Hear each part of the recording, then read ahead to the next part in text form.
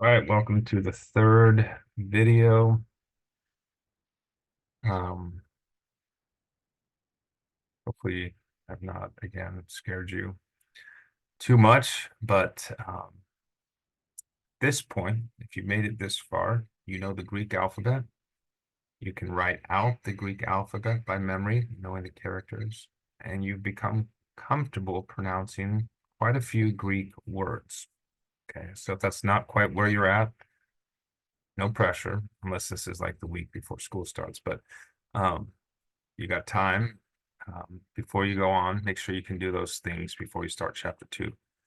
I do have a review section, so maybe just test yourself before you move on. Can you write out the lowercase alphabet on, and maybe you can even review uppercase letters just for recognition, but you don't need to write those out.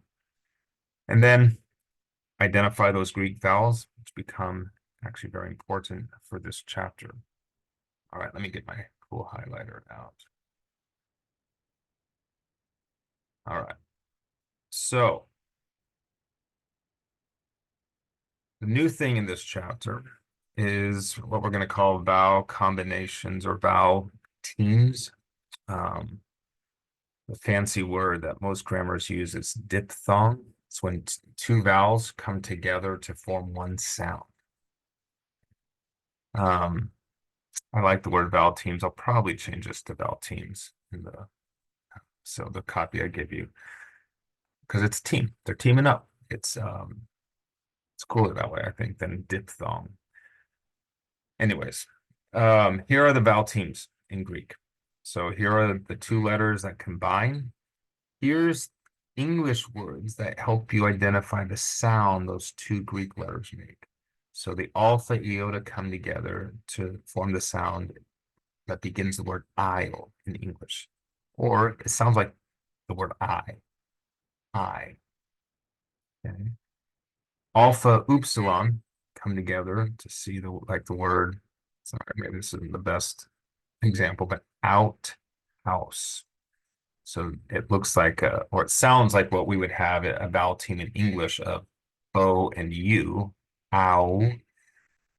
Here we have alpha upsilon doing that, like the expression "ow," that hurts. Ow. Epsilon iota come together for an A sound.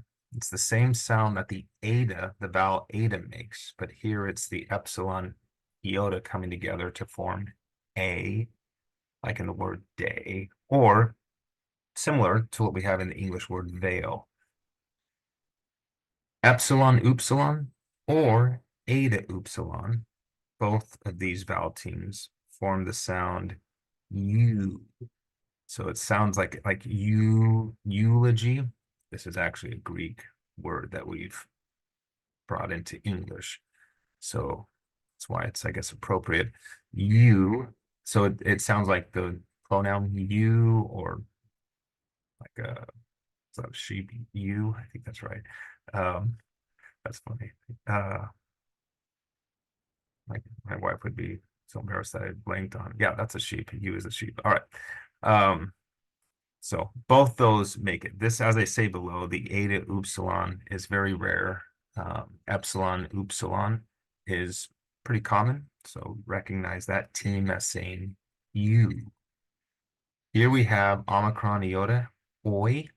This one fits well with English where we have the word oil. It's like the oi in toy. Here's another oo. No, not another, but here's an oo sound, Omicron upsilon. So like in soup or ooh la la. And then the upsilon iota is the strangest one. It's got a wee sound to it. Wee, like in sweet, sweet, or wheel, or the excitement when you're, I don't know, having some ride. No one actually does this, but we see it in shows a lot, or cartoons if you have kids, or when you were kids. Wee, wee. All right, so that's the strange one. Upsilon iota says wee. Okay. So practice saying these sounds. I, ow, a, you, oi, ooh, wee. I, ow, a, you, oi, oo, we. Okay, just practice that. And then what I'm going to have you do, write it out. And as you write the vowel team, say it. So alpha, iota, I. Write that 5 times, I say. It's probably pretty good. Okay, so each of the vowel teams, you're going to do that. Write it out 5 times and say it. That's again one you just want to keep practicing. Go back through this chart, just like you'll go back through chart in chapter 1 to review the alphabet. Just don't be afraid to keep looking back on this chart, but you want to get those memorized. Now you're going to put the vowel teams into different words. Let's see, I bolded every time you see a vowel team because at this stage in your journey, it's going to be a little hard to remember which is a vowel team. And so I put it in bold font. Hopefully you can see it on your printout.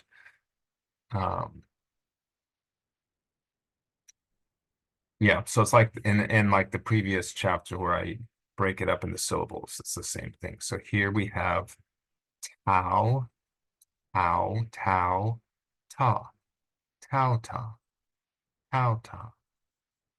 Vowel team that says the A sound, a pon, apon, ook, ook, pi. This is probably the most common word used in the Greek New Testament. It's the word and has some other meanings, but that's the main one is and. So chi, kappa, then the vowel team, alpha, iota. I'll do a couple more of these. Okay. Number 5, the vowel team forms its own syllable. U, des, udes, udes. Here's that or I shouldn't say it that way, but here's vowel team epsilon, upsilon, u, so u, da, ki, a, eudakia, eudakia.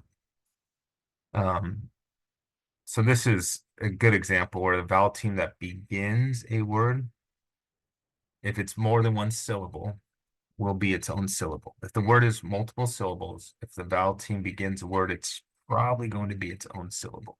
You see that here in a, pan, u, des, eudakia. Here you see ow, to. Any other examples of that? Yeah, a couple more. This one here, that one. So I don't know if we can say it 100% certainty. As we learn, there's never 100% certainty, or like this is 100% true all the time in Greek, just like with English. But that's a pretty solid rule. The vowel team begins a word, and the word has more than one syllable, meaning there's going to be another vowel or vowel team in the word, then that vowel team at the beginning will be its own syllable. All right, so hopefully the rest of these you can figure out. Here's a nice long word. De kai a su ne. De kai a su ne. De kai a su ne. All right. So I don't know why am I at least hopefully I need to fix this probably before I give you a copy of it, but I want you to oh no, you're just pronounce I can't I thought I was having you write these words out, but I need to double check that in case I'm supposed to put lines there. But the instructions don't say that, so maybe you are just pronouncing it here. But if I send you a version that makes you write it out, please make sure you write it out. But the main goal, though, is going to be pronouncing it. So before you move on to the next section, make sure you can pronounce each of these words smoothly. Q, re, u, off, thal, moist, ophthalmos. And you could probably start to hear or see some what we call derivatives, English words that are based in Greek. Like, well, I could go on a long rabbit trail there, but maybe you're noticing a few of these as we go along. But All right. Have a great time practicing those, and I'll see you in the second or the video for this chapter.